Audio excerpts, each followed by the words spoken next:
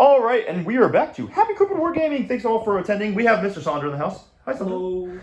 And we are blessed to be able to play a beautiful game today. So I've got my Sons of Sanguinius on the table. We have two squads of Jump Assault Intercessors. Each are led by a Sanguinary Priest. Sanguinary Priests give me a 5 Thunder Pain and that sweet plus 1 AP. One squad has a Captain with the Artisan of War upgrade. It just makes him a little bit tougher.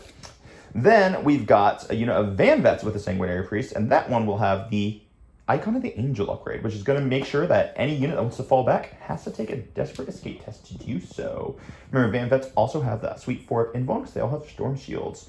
We've got the obligatory 10-man Jump Pack Death Company squad with Inferno Pistols and Power Fist, led by Lamartes for that sweet -1 damage.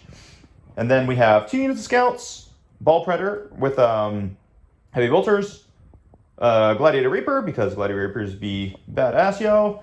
Unit of Infiltrators, and the Vindicator to pop those sweet transports. And that is the army, and we are basically ready to rock and roll. We'll be right back with some sisters. And here are the sisters. Mr. Sandra, you want to take us for a little tour? We've got 30 Arcoflagellants, 10 Repentia, Yep. 10 Sisters of Battle with Meltaguns, Church. a Dialogus, is that the name of the? Heretics. Palatine, and I think it's called a Dialogus, don't remember the name right now. Looks like it. We have Morven Val, the Hammer Squad, 2 sets of Proxies Crusaders for this one. Yep. And then we have 20 of the Flying Pistol Girls. Ignore Celestine, she's not part of this. Sadly. 2 Rhinos and 2 Castigators. Yep. And standing in for our missionary today is this Thousand Suns, who looks like a missionary to me. Alright, so we are going to be playing on Crucible of Battle. We have GW Layout 1 set up. And this will be Purge the Foe. So we'll be back with a when we determine who goes first. And I'm tactical. Are you tactical? Yep. Dope. We'll see you. Okay, so we are all deployed. This is going to be Crucible of Battle. We are on Purge the Foe. No one wants to go first because it is Purge the Foe. Sandra, you ready to do this? Yep. Roll the die. Okay, let's try that again. All right. Awkward left-handed. Nice. And we'll be back after we draw cards and do movement, and we'll explain what happens. Oh, geez. He's breaking his stuff. No, I just want to cheat to move everything before. Oh, yeah, that's a good strategy. Yeah. Cheers. Great. So after we had previously had a long conversation about how I like cards, and I think it's fine, you just play tactically for the cards you can draw, and you don't ever get screwed by cards because you don't play just hoping for random draws. Sandra gets screwed by his first random draw. He gets a no prisoners and an engage on all fronts. So this is on Purge the Foe, which means you don't want to give me a single kill turn 1, because he went first, because that would give me an immediate 8 victory points. So basically, okay, good, fair, reasonable point. Fine, I give you this one, sir. So yeah, he just moved up, he repositioned a little bit. He's not giving me any free kills turn 1, and we're basically just going to see what I draw. We did a little bit of staging. He did draw engage, and we were kind of debating, is it worth it to score 3 points on engage turn 1 by releasing some like Crusaders at the risk of giving me free 8 points for killing them turn 1? We don't actually know the answer, but I think the answer is no. It's a 5-point swing in your favor that it seems unreasonable. I think so, right? So I think it's better for you to deny me those 8 points than take those 3. Sounds better on paper. We'll find out. We'll freaking find out. All right, cool. So we're going into Blood Angels turn 1, and we're going to see if I draw, I've moved a grand total of 2 inches forwards. Listen, you're glory. You are glory incarnate. Yep. All right, we'll be right back. And in perhaps the most exciting first round of Warhammer 40,000 ever, both of us took our turns, which took approximately a grand total of 3 minutes combined. Give or take. So I draw an extend and an assassinate. I do get 5 points for extend, so I am in the lead. And hey! And then everyone just kind of moved up. I did leave a little hole for him to deep strike something here if he wants. I'm just going to overwatch the crap out of him if he does it. And that's pretty much everything we have here. Yeah. That's it, yeah. So, extend, 5. I'm going to discard assassinate. We'll be back at the start of turn 2 for the Sisters of Battle. You can see my cards. Oh my gosh. Oh, let's do it live. Holy crap. Let's do it live. Dope. Excellent. All right, overwhelming force. To be fair, it's doable. It is. It's doable. That one's actually doable. And let's play some Warhammer, baby. Yep. Okay, so we're going to start playing a lot faster now. Sandra finished all of his movements. You want to take us through your thought process, why you're doing what you're doing? Essentially, all this stuff has scooted up. I get overwhelming force, which means I need to kill this. That gives me kill, and gives me overwhelming. That's 9 points. I want that. I do want that. I do want that. Morven squad comes down over here The Nundums. with the rapid ingress. Well, Not rapid ingress, sorry, strategic reserves. Yeah. Reserves. They are all within 18, so they can shoot their meltas into here. We have the castigator. We're hoping to blow this thing to Kingdom Come. We have deep struck some Turnpike girls over here. The plan is for them to shoot into here, do no damage, but they're going to scoot in such a way that they're going to move block most of this squad, so they're not going to just get a free charge into Morven afterwards. Makes sense. Pushed up some Arcos, everything in such a way that it's chargeable for sure, but at least I have countermeasures and the castigators and the shooting that I have here to be able to dish some damage back So when we get to that point. And that's how we're doing. And then I rapid ingress Lamarte's right in the middle. I was thinking about rapid ingressing him in that little sweet little spot there to have him jump over, Melta, the Nundums and everything. But then I was like, you know what? If he actually landed a 9-inch charge from those Arcos behind the wall here, that would just end my entire game. So I was like, let's not do that, and I'm just going to take this flank instead. I did give him the opportunity for an 11-inch charge here, but I think he's kind of stupid if he takes that. I mean, rolling a charge is free. It's true, I just think it's dumb if you actually go for it. But, you know, I still don't want you to. I'm a dumb guy. No, you're a beautiful guy. All right, cool. Let's go into the shooting phase. I am going to go ahead and armor contempt on my Vindicator, because, of course.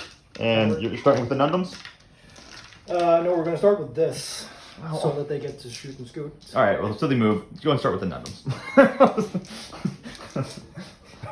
I don't need to film you roll bolt pistols at me. All right, so we'll be hitting you all on 3s for the Meltas. Be rolling everything because of Morven.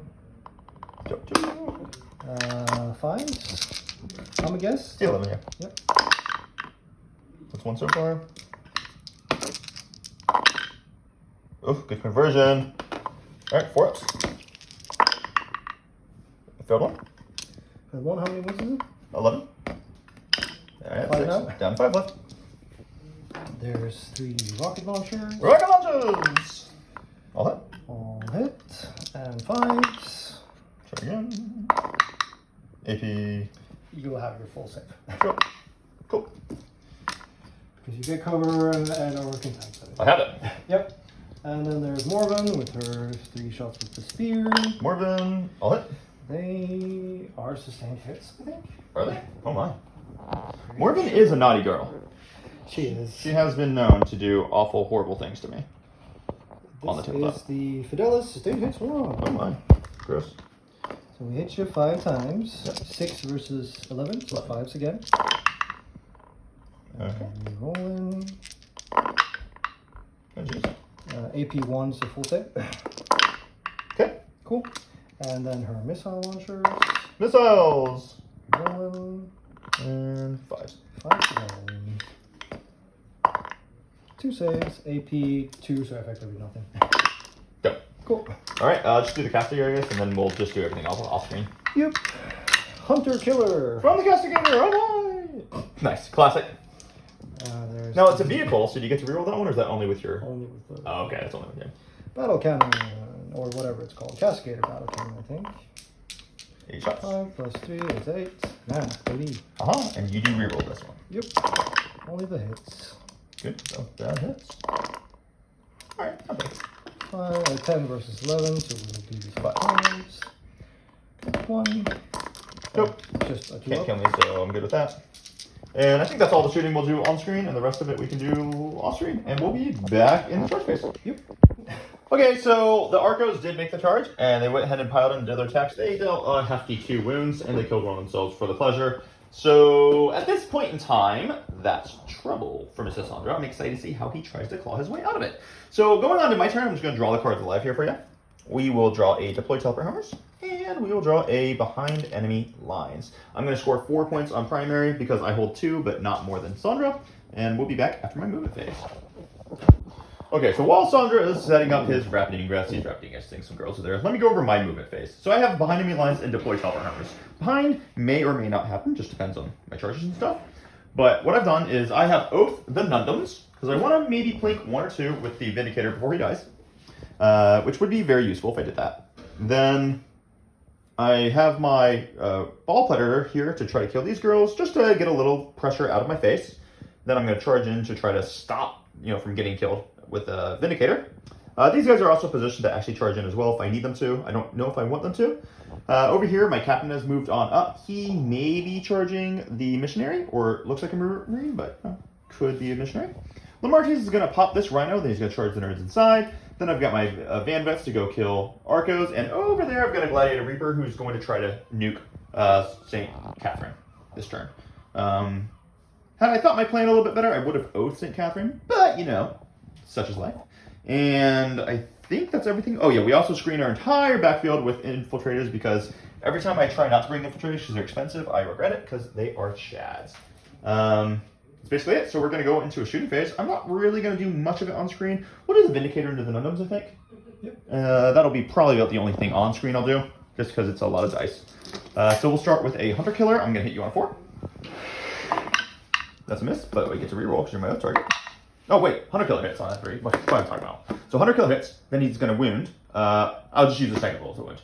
So he didn't wound. D6 plus 3, so 7 shots. That's 5, 6, and 7. We're going to hit you on 4s here. Alright, let's re-roll these. Not a bad start. Ooh, spicy. And now I'm straight 14, so I'm winning you on 3s, though, right? Because you're T8? T6. Oh, T6, I'm winning on 2s. But I'm just going to roll it, and we'll check it in a minute. The 1 certainly doesn't do it. It only applies to one of them.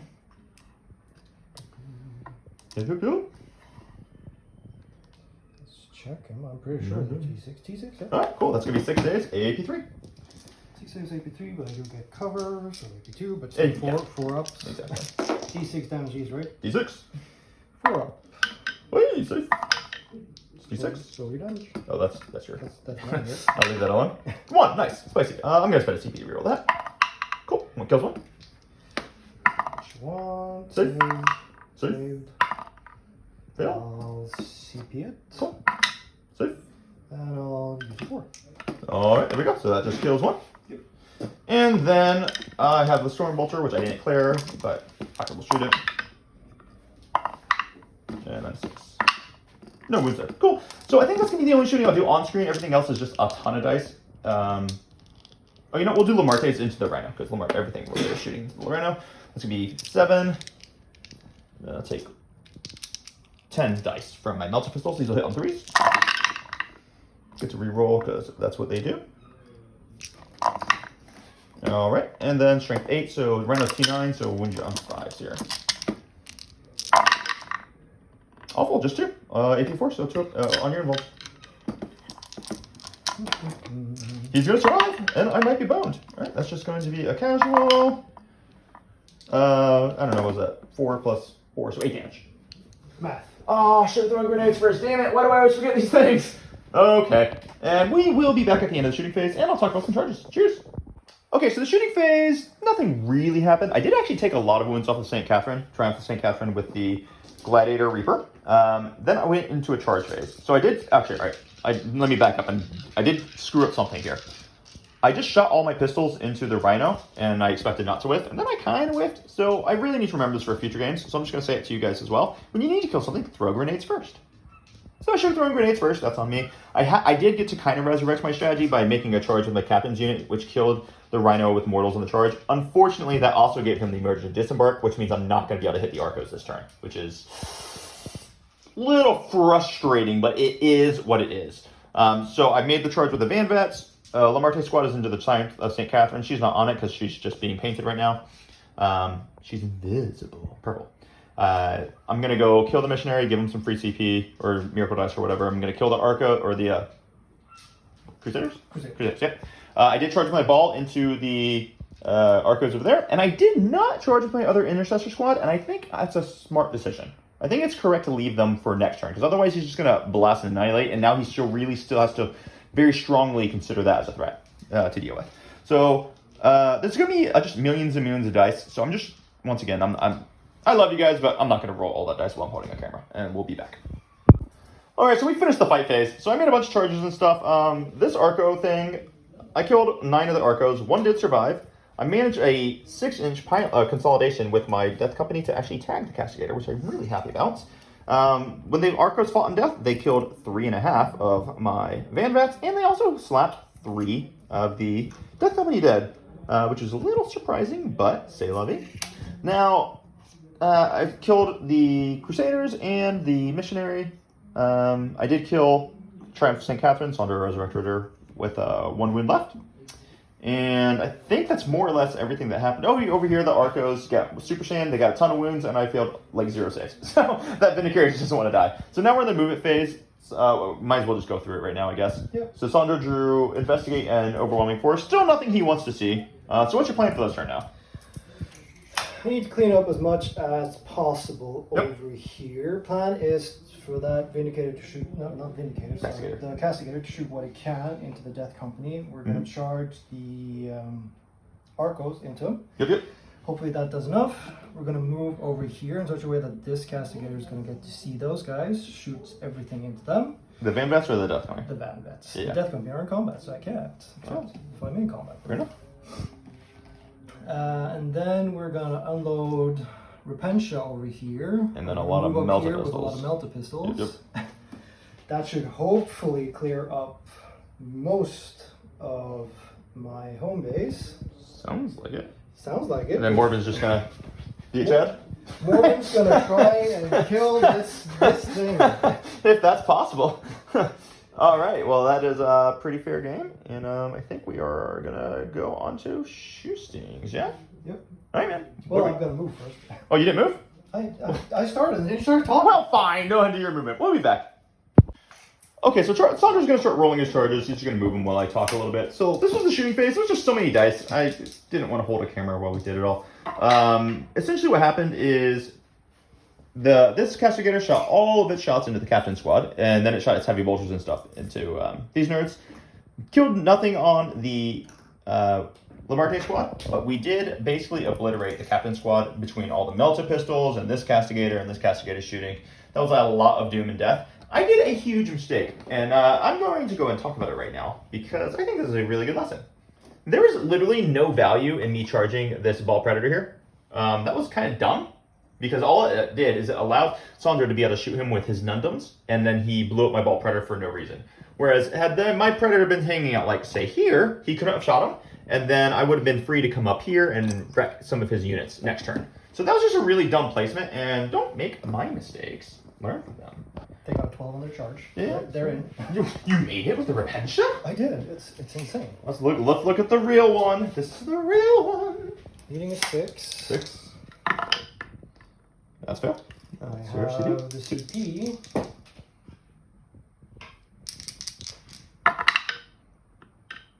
All right. Cool. So that's going to be in, and I think that's everything you're charging, right? No. Oh, you're charging more. These guys are going into these. You didn't already charge it? Oh, you just got knocked. Okay, I see. Yeah. They just got knocked over. You didn't charge them. I get it. No. Yeah, I got you. Cool. Don't know what they need. Looks like a Not much. That was it. 7. All right, we'll move those in, and we'll be back. Maybe we'll do like Morvins on camera, and the rest we'll probably do off, because Arcos have just an obnoxious amount of time. Okay, so after an absolute brutal phase, Sandra is looking pretty, but he does have a lot of points he's going to have to catch up on. So Morven Valde came in, they slaughtered, they did what they were going to do. My captain is alive on 1 wound, but Sandra does have a big, fat 4 kills to his name right now, and I only have 1. I did interrupt with the Lamartes and actually wreck a bunch of Arcos, which is cool. His Palatine came in and then wrecked Lamarte's squad, as she is wont to do. So I have to figure out what I'm going to do here. I'm not entirely sure as we go into my next turn. Let's go ahead and just draw my secondary cards online, or online, yeah. So I have a Secure No Man's, which is totally doable.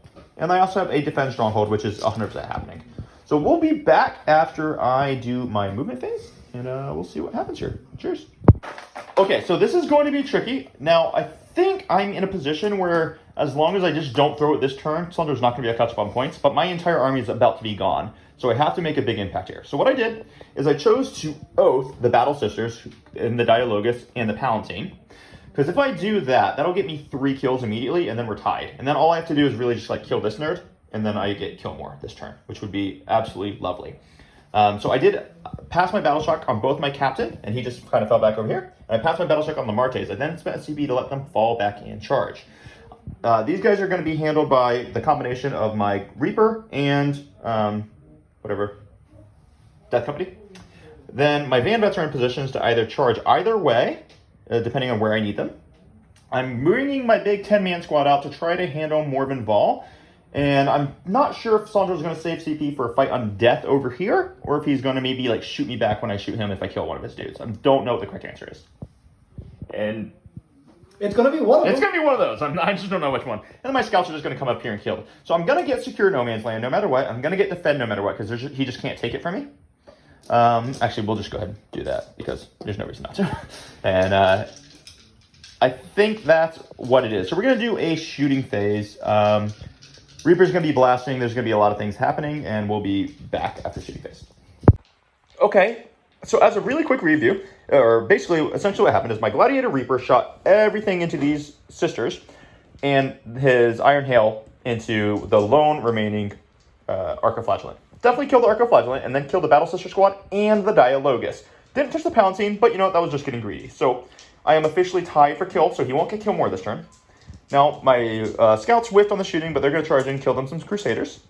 My Van Vets are going to go in and get the Repentia. Then I'm going to go in with my Death Company into kill Triumph of St. Catherine. And then lastly, I'm going to do all my charges into Morven Vol over here. And we're going to see what we can do. And so I'm just going to charge into Morven Vol there. I'll just roll all the dice with Immortals on stage, because they can't fail it. All right, you know what? Actually, it can cause problems with Pion, so I should do it officially. All right, we'll be back after charges. Okay, so that is going to be the end of the turn, and basically the end of the game. I did wipe the Repentia, and I killed Triumph St. Catherine. I killed these Crusaders. On the charge, I actually killed 2 of the Nundums, so he couldn't even bother fighting on death over here. I didn't kill Morven, but at this point, I have a massive, massive lead. Do you want to play the rest of it out, or do you just want to talk it? Oh, we can just talk it out. All right, cool. So essentially, this is your turn. You're going to score 4 points for holding 1. You might hold this one, but it doesn't matter because it's Purge. You can't fall back with them unless you want to take Desperate Breakouts, which you probably accept the Desperate Breakouts, so you can blast with the Castigators, I assume. I mean, you're still taking 8 Melter shots to the face. Yeah, I mean, totally. I'm not saying there's anything wrong with that. Both of these squads are dead is the point. Over here, he might kill me, he probably doesn't, but it's not going to be enough points to catch up. Because right now I think it's like 54 to 22. Going first on Purge is always a huge disadvantage. And cards suck. Yeah, listen, I typically tell people to shut up whenever they blame cards, but you actually got 2 dead draws, which is kind of insane. I've gotten a dead draw before. I know what it feels like to get a dead draw, but getting 2 in a row is pretty tough. Overall, I always get super nervous playing Sisters when I play Blood Angels. And, but this was, I went second on Purge, which is just a huge advantage. Which is one of the reasons why I don't necessarily like Purge. It does give, I actually love playing Purge, but it gives such a huge advantage to whoever goes second that I'm like, I think it's bad mission design, even though I enjoy it, if that makes sense. Purge is fine. It's one of the more interactive missions they've made, but I prefer the things that now favor going second over going first, which has been for the past 9 editions. That's a good point, right? I mean, so it is cool to have a favored going second thing.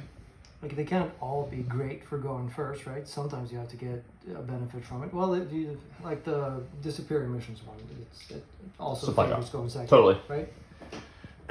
It's fine. But again, if you're against a super aggressive army that has the speed to then get the kill more turn 1, then you're just 8 behind. And if there's also a dead draw and you get 10 points, that's it gets brutal. 18 points lead, and you're kind of just going, all right, cool. So what are your thoughts on the Sisters? Do you think they are a tactical army, or are they a fixed army? Because you have so many, like you have the Crusaders, you can always do a deploy, you can always do a cleanse. What are your thoughts on that? I think you can do either or. It just depends. Again, I'm just learning the army. Yeah, totally. Figuring it out. Yeah. Like it's easier to just play tactical and do it, and then figure out later if I fix to something I want to do. Okay. I'm going to go ahead and we'll draw our cards and we'll figure out what the final score is. I'll definitely have it posted up here so you guys can see it. But this was our Blood Angels versus the Nundum-led Sisters of Battle. Hope you enjoyed it, and hope you learned a few technical things, like with the Ball Predator and some of the movement that we were talking about. And until next time, this is Happy Corporate Wargaming. Thanks so much for coming on again, Sandra. You rock. No worries. And if you guys want to see more of Sandra, you can talk to him in the Happy Corporate Discord, where we go over high-level tactics and strategies every single day. And as a matter of fact, we are actually currently running a TTS tournament, and you yourself can join in the next one if you sign up as a member today, either on YouTube membership or Ko-Fi in the link down below. Big shout out to Waylon Utani, who made this beautiful game mat and makes all the official terrain for the WTC as well. They make some of the best damn terrain in the business. It's actually not this terrain. This is our club specific terrain, but we do still love Waylon Utani a lot. And until next time, hope you guys have an awesome freaking day.